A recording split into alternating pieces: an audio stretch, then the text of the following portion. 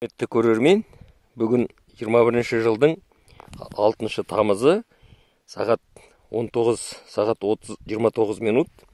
Құмырсқа үйлеуін көріп тұрсыздар. Біз өзіміз жиі келетін, аптасына 2 рет, 3 рет келіп жүретін Сораң тауларының етегінде тұрмыз. Сол жерде құмырсқаның бірнеше үйлеуі бар. Соның бірі, міне жерден көріп тұрсыздар.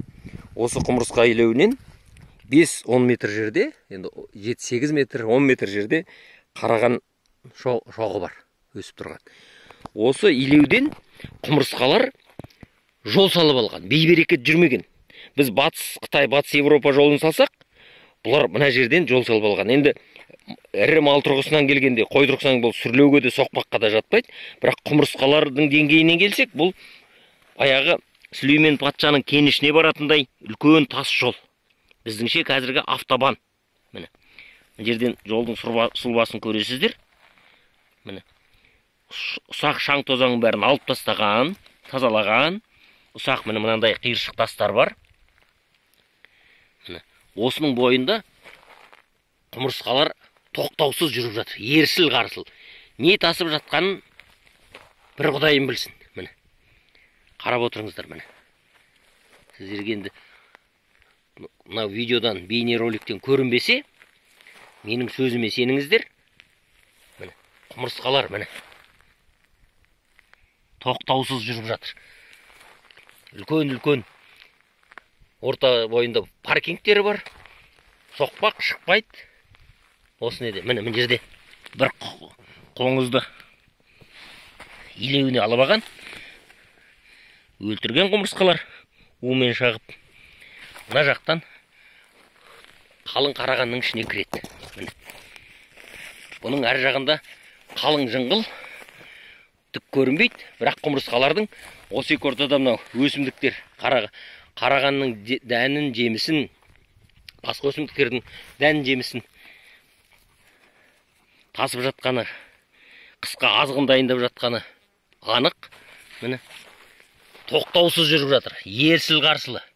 Не тасып жүргені менің көзім анық көрініп тұрған жоқ, бірақ міне қараңыздар. Міне. Ғажап еңбекқорлық. Тынымсыз, үздіксіз. Міне. Жол салып алған, бейберекет жүрген бір құмырсқа жоқ. Жатқан, диванда жатқан құмырсқа жоқ. Әлеуметтік желіде отырған құмырсқа жоқ. Енді бұлардың театры жоқ, Казинег айтады ғой. Адамның құмырсқадан айырмашылығы, құмырсқа жұмысы мен үйінің арасында жүгіріп жүреді дейді. Адам шүншінікте театрға барады дейді. Енді Алла біледі.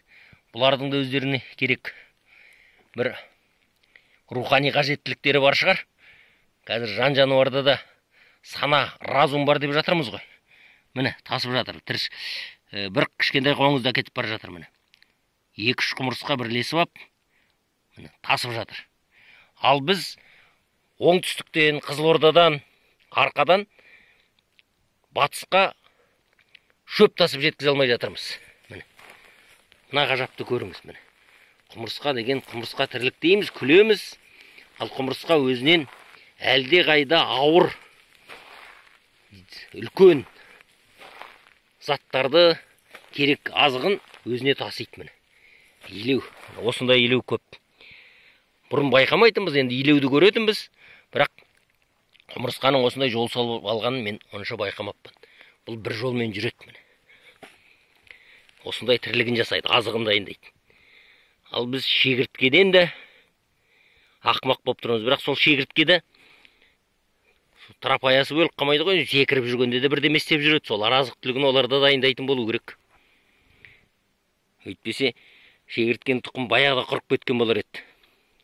Әншілерді шегірткеге теңейміз, бірақ сол шегірткеңізді, құмырсқаңызды жалпы табиғаттағы тіршілік иелерінің бәрінің еңбекқорлығы адамнан әлденеше есе артық деп ойлаймын. Онсыз да еңбекқорлығымыз аса мықты емес халық едік.